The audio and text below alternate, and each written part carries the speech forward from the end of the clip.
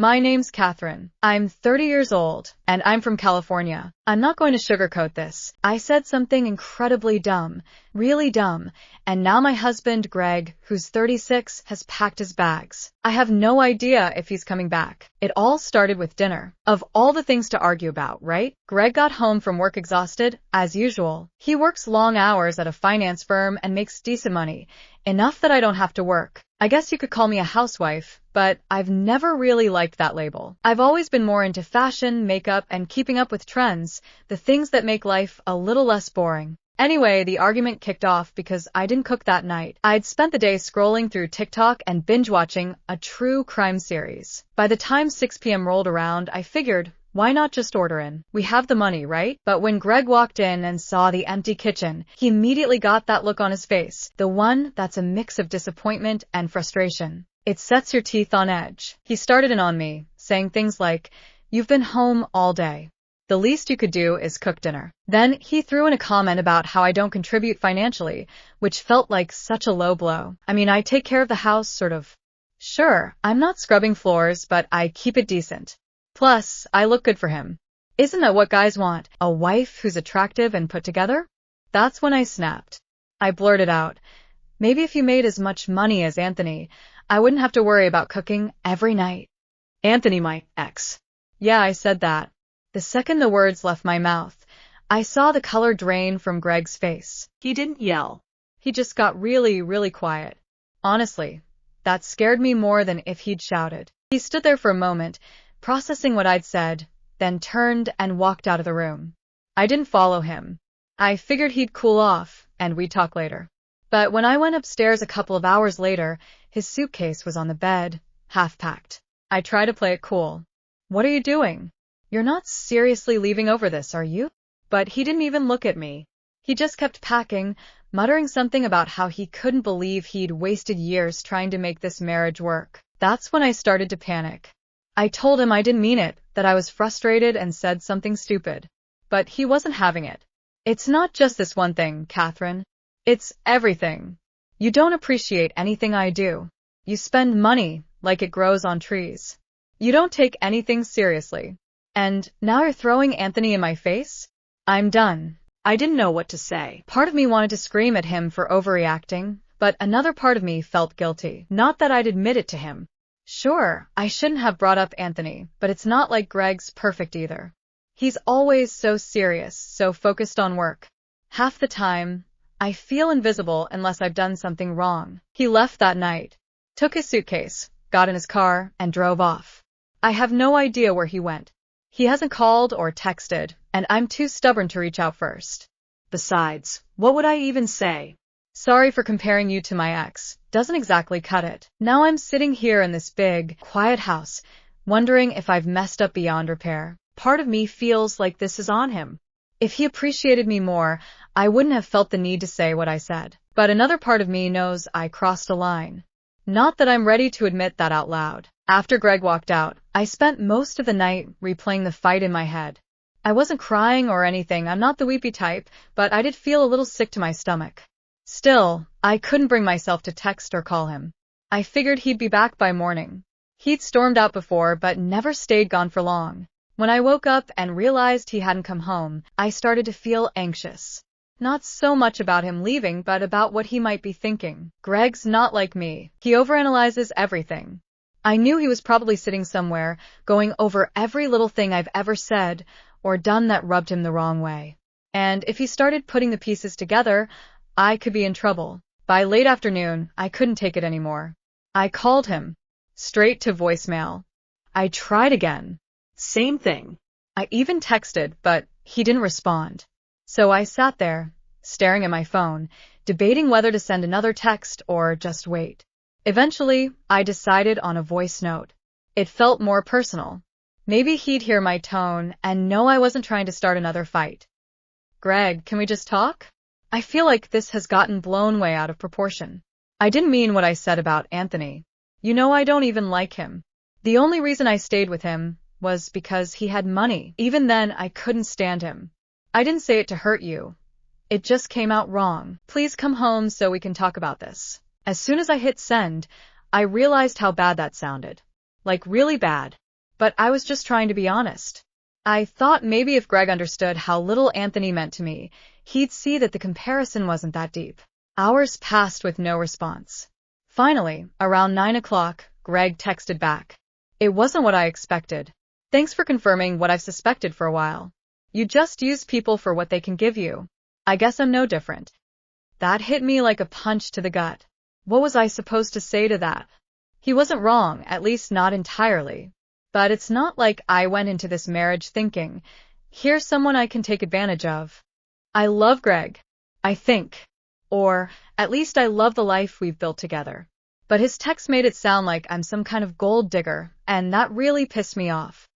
I sat alone in the kitchen that night, the dim glow from the stove light casting long shadows across the room. My phone lay on the table, silent and unhelpful. I tried calling Greg 3 times, and each time, it went straight to voicemail. Something wasn't right. I could feel it deep in my gut, the kind of unease that gnaws at you and won't let go. The silence was unbearable, and my thoughts raced in circles. Where was he? Why wouldn't he answer me? I couldn't just sit there any longer.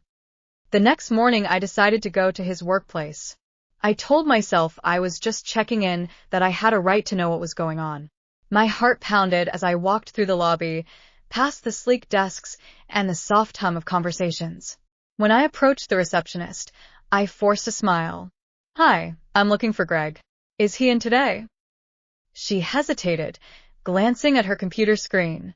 Oh, Greg's on personal leave, she said, almost too casually. He mentioned being away for a while. My stomach dropped. Personal leave? What kind of personal leave? He hadn't mentioned anything to me. I nodded politely and walked out, but my mind was already spinning. That night, I couldn't sleep. I stared at the ceiling for what felt like hours, the unanswered questions clawing at me. Finally, I got out of bed and went to his laptop, the one he'd left behind in his rush. My hands trembled as I opened it. I felt a pang of guilt as I clicked through his emails, but desperation overpowered my conscience. And that's when I saw it, an email confirmation for an apartment viewing. The appointment was set for just a few days away. My breath caught in my throat, and the pieces began to fall into place. He's leaving me, I whispered to the empty room. The words felt foreign and heavy. Fury and heartbreak surged through me in equal measure. I grabbed my phone, and my fingers hovered over the call button before I finally pressed it. Straight to voicemail again. My voice shook as I left the message. Greg, I know what you're doing. You're looking at apartments behind my back? At least have the decency to tell me the truth. Call me. The next day, he finally responded. His voice was calm, too calm. We need to talk, he said. Can we meet somewhere neutral? Neutral. The word stung, but I agreed. We met at a small coffee shop the next morning. I got there early and took a corner table, my arms crossed as I waited for him to show up. When he finally walked in, he looked detached. He wouldn't even meet my eyes.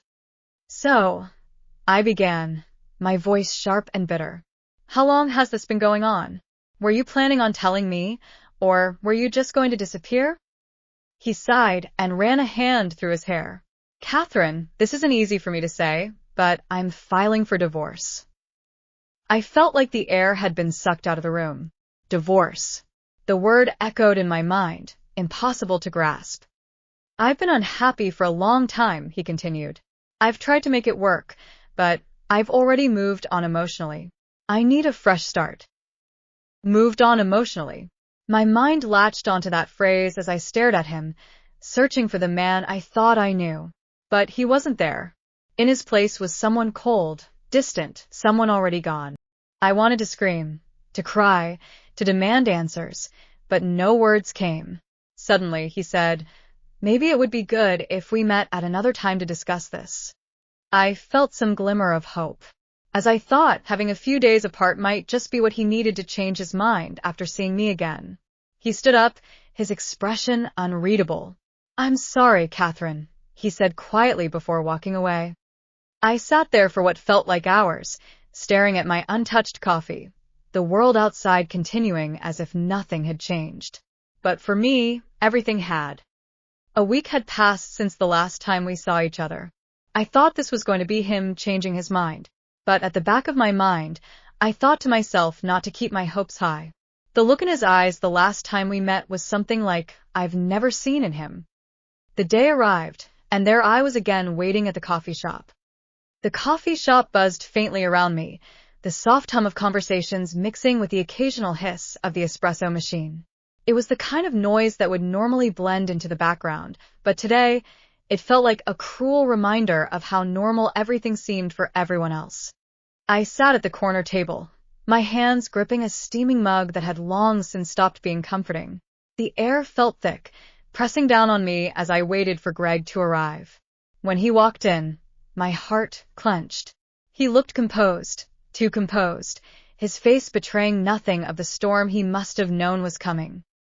He slid into the seat across from me, avoiding my gaze as he fiddled with his phone. He set it down, face down on the table, and finally looked at me. "Thanks for meeting me," he said, his voice calm. Too calm. I didn't have the patience for pleasantries. "Cut to the chase, Greg," I snapped, my voice sharper than I intended. Heads turned briefly from a nearby table, but I didn't care. I deserved to know what's really going on. He sighed, a long exhale that seemed to carry months, maybe years, of unspoken words. "I'm filing for divorce, as I said the last time, Catherine," he said, the words dropping like stones into the pit of my stomach. "I've been thinking about it for a long time." For a moment, I couldn't breathe. I thought the time between the last meeting and now would have let him rethink his decision. But guess I was only fooling myself. Divorce. The word felt foreign and jagged. But I refused to crumble. Not here. Not in front of him. "A long time?" I repeated, my voice icy. "How long is that, exactly? Long enough to find an apartment?" My voice cracked, but I forced myself to keep going. "To start seeing someone else?" His jaw tightened, a small flicker of discomfort, but it was enough to confirm what I already knew. "It's not about someone else," he said finally. "It's about us. Or, more accurately, about what we've become. This hasn't been working for years." I leaned forward, my voice trembling with anger. "And you just decided to walk away? Without even trying to fix it? Without even talking to me?" His gaze hardened, and I saw something in his eyes I hadn't expected. Bitterness. "Catherine, I did try," he said. "I've tried for years.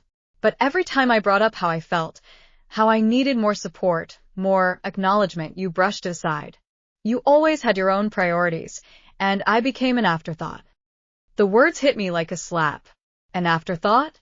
I stared at him, stunned, before finding my voice. An afterthought? Greg, I was holding everything together. Our home, our lives, everything. If I didn't prioritize us, who would?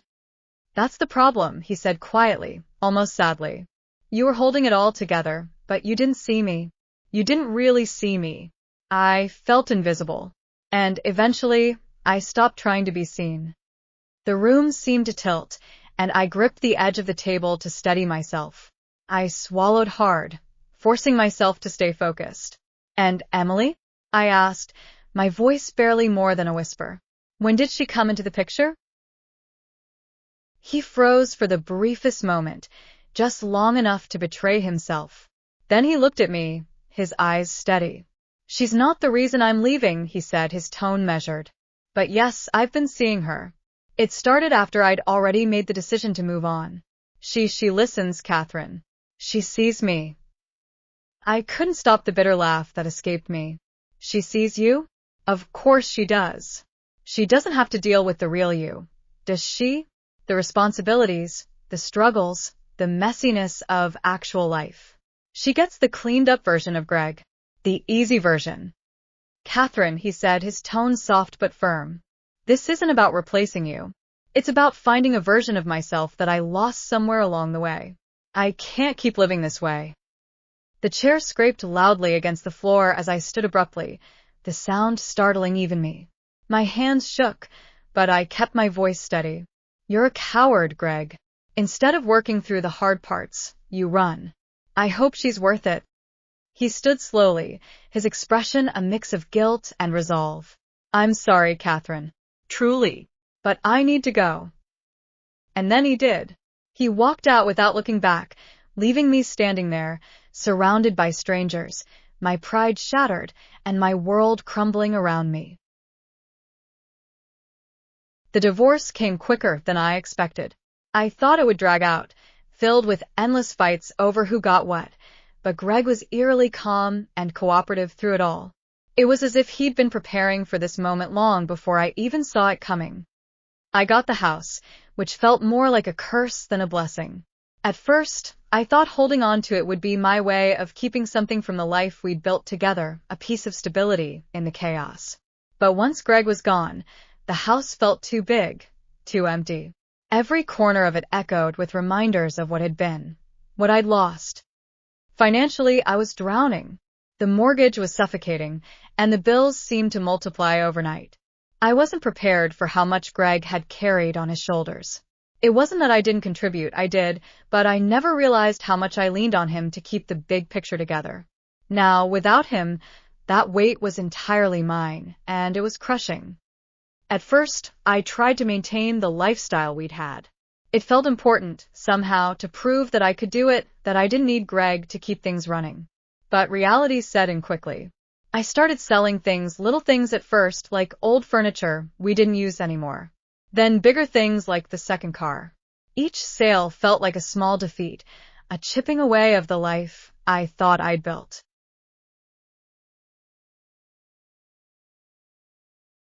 Re-entering the workforce wasn't something I'd planned for either, but it became clear I didn't have a choice. It was terrifying at first.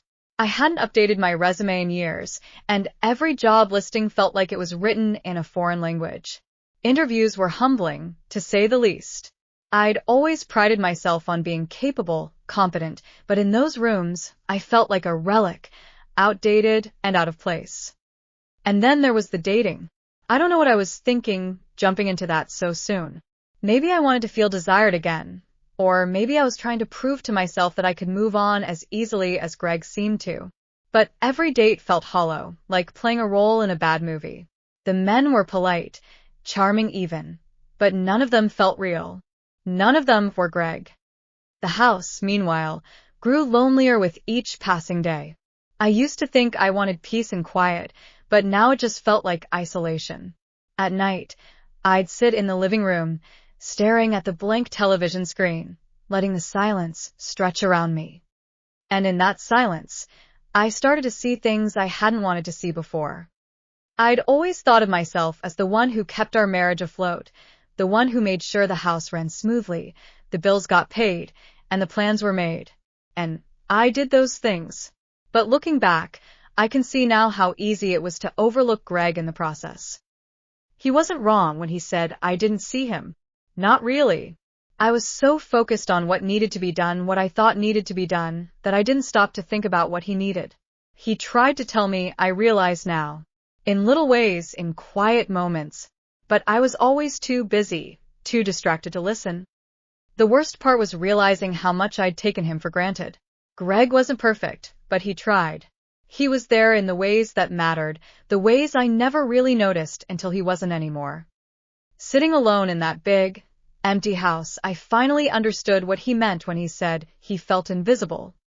It's a hard thing, facing your own role in something as big as the end of a marriage. It's easier to blame the other person, to paint yourself as the victim.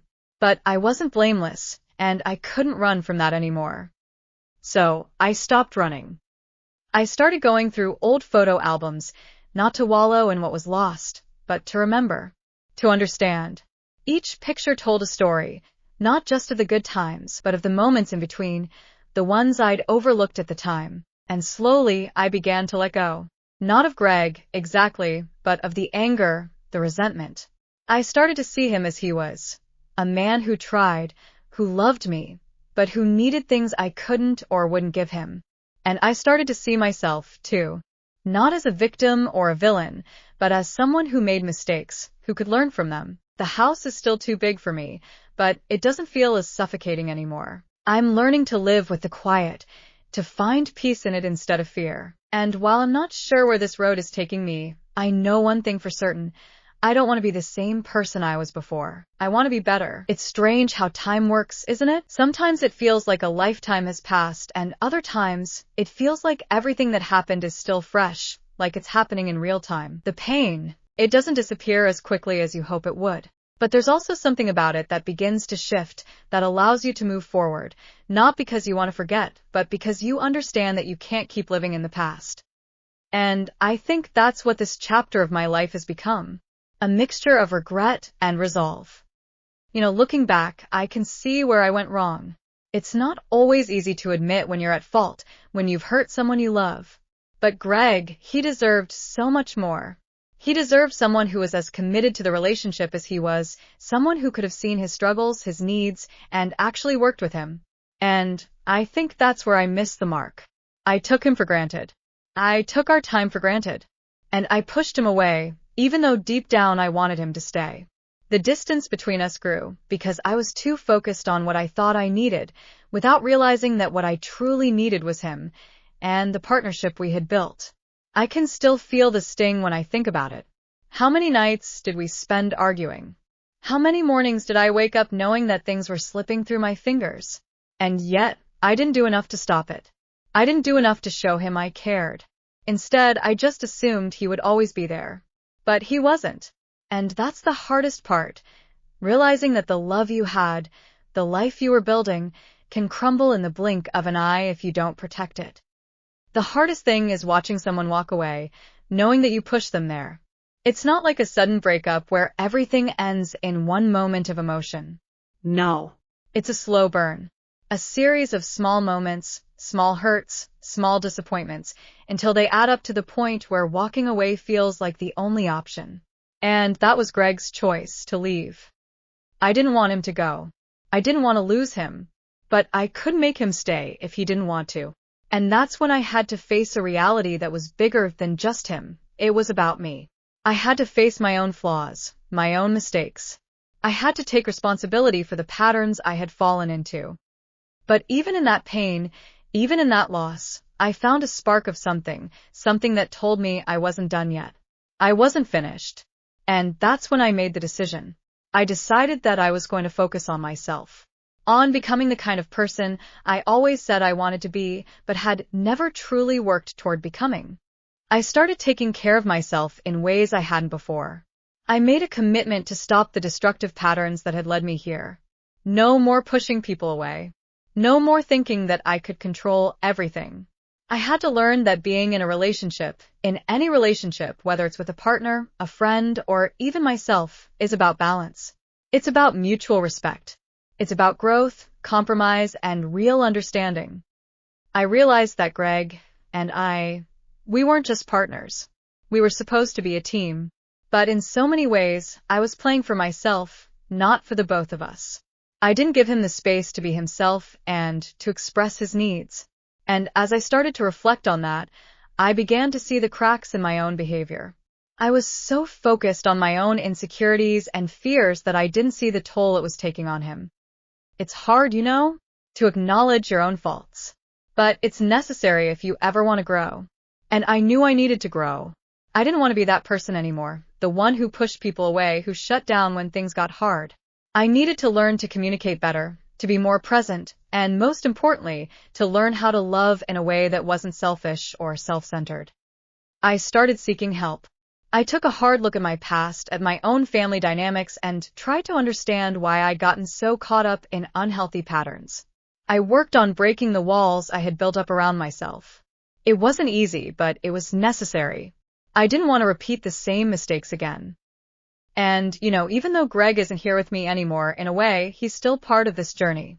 He's a part of the lesson I've learned, of the person I'm becoming.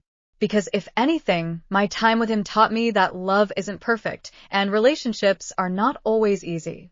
But they require effort, patience, and a lot of vulnerability. And that's what I didn't give enough of, vulnerability. I built walls because I was scared of being hurt. But in the end, those walls kept me isolated, and they kept us apart. I don't know what the future holds. I don't know if Greg and I will ever be able to rebuild what we had. But what I do know is that I'm committed to moving forward, not because I can forget, but because I've learned. And that's what matters.